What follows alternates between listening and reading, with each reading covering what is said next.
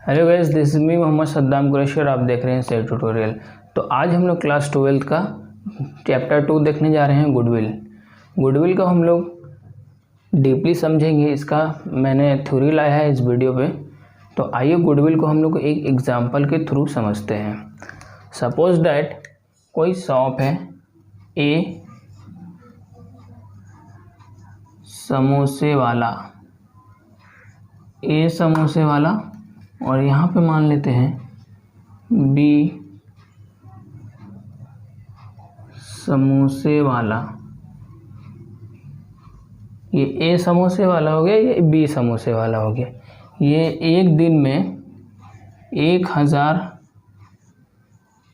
Pieces समोसे बेचता है और ये एक दिन में 200 पीसेस समोसे बेचता है।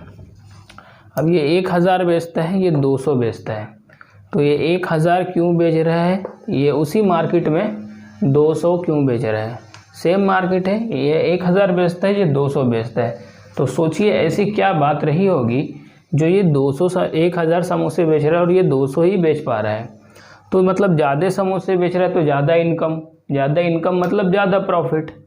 तो इसी को गुडविल बोलते हैं। इसी के अंडर में सोचिए क्या क्या होगा इसके अंडर में जो ये 1000 समोसे बेच पा रहा है।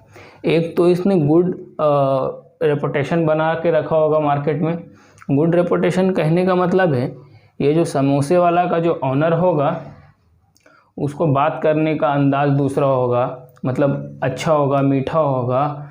और उसके बाद ये जो है अपना शॉप जो है साफ़ सुथरा रखता होगा, क्लीन। और समोसे में जो प्रोडक्ट डालता है वो सब ओरिजिनल प्रोडक्ट डालता होगा जो लोगों को पसंद आता है। उसकी टेस्ट अच्छी होगी, अच्छी प्रोडक्ट मतलब अच्छे टेस्ट। और यहाँ पे समोसे हैं बी समोसे वाला, तो इसमें कुछ ना कुछ कमी रही होगी तभी 200 समोसे बिकते हैं। तो यहाँ पे क्या है कि इसका जो है बिक्री क्यों बढ़ गया?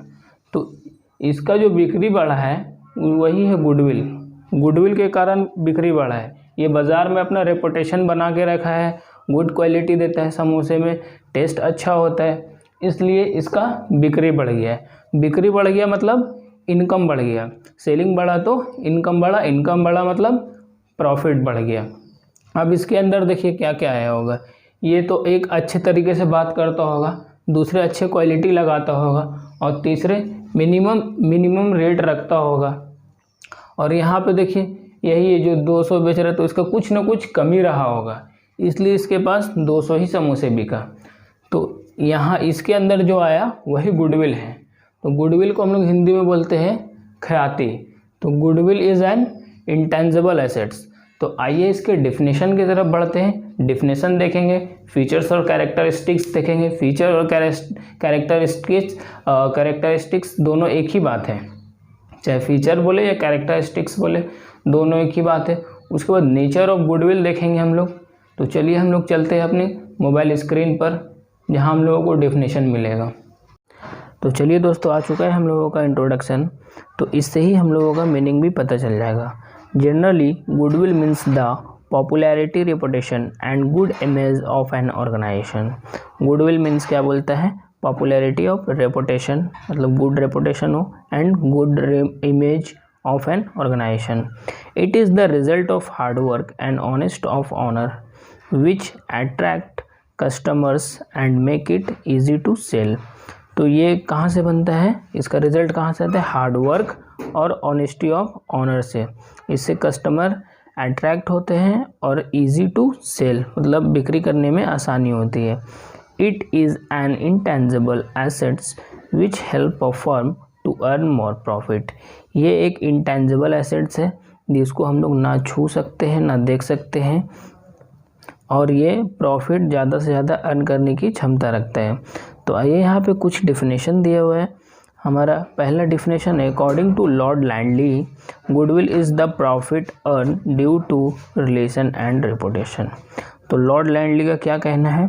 गुडविल जो है रिलेशन और रेपुटेशन से अर्न प्रॉफिट करने का एक माध्यम है। According to Lord Eldon goodwill is nothing more than the possibility that old customer visit old place. तो यहाँ पे क्या बोलता है लॉर्ड लैंडली? इसका कहना है कि गुडविल और कुछ भी नहीं है ओल्ड कस्टमर मतलब ओल्ड प्लेस में ही जाता है, इससे ज़्यादा कुछ नहीं है। तो नेक्स्ट हमारा बढ़ते हैं फीचर्स एंड कैरेक्टरिस्टिक्स की तरफ।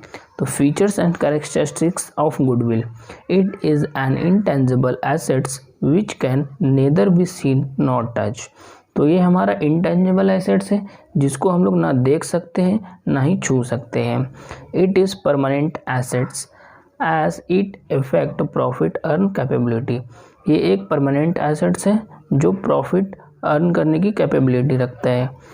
नेक्स्ट है हमारा it has a certain value in item of money and it can be purchase and sold. ये एक सर्टन वैल्यू हो सकता है जिसको हम लोग गुडविल को परचेज एंड सोल्ड भी कर सकते हैं। फोर्थ है हमारा it is valuable only when the entire value of goodwill. तो ये हमारा गुडविल है, इसका कोई वैल्यू नहीं लगा सकते। It is valuable only when the entire value of goodwill. Fifth है हमारा it is the power to attract customer and to earn a higher profit.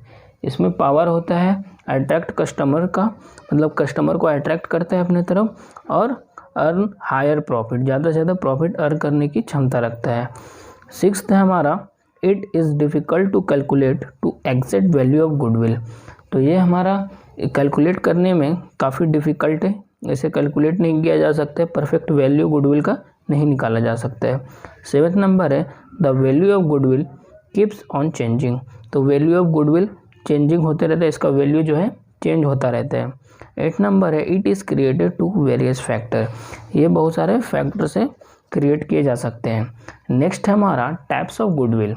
There are 2 types of goodwill. Goodwill के सिर्फ दो types है, एक purchase goodwill, एक non purchase goodwill. तो purchase goodwill है, हम लोग किसी से गुडविल खरीद लेते हैं, वो परचेस गुडविल हो गया। नॉन परचेस गुडविल जो हम खुद से बनाते हैं वो नॉन परचेस गुडविल हो गया। यहाँ पे परचेस गुडविल का डिफिनेशन समझेंगे।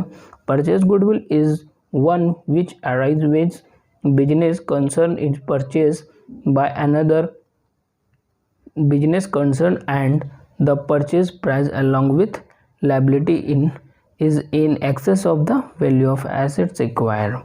नेक्स्ट है हमारा non purchase goodwill. Non purchase goodwill is one which arise when business create it on goodwill over a period of time due to various factors such as goodwill location, efficient management, good quality of product etc.